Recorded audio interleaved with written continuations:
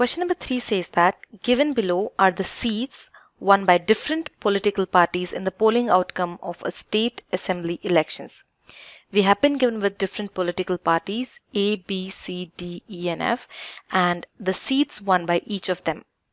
We have to draw a bar graph to represent the polling results and then we have to find out which political party won the maximum number of seats. The bar graph that we get is this.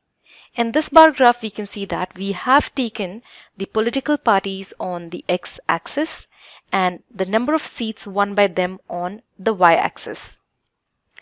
On the y-axis, we have taken a scale of 1 unit representing 10 seats. On the x-axis, we have maintained equal widths for all the bars and we have maintained equal gaps between them.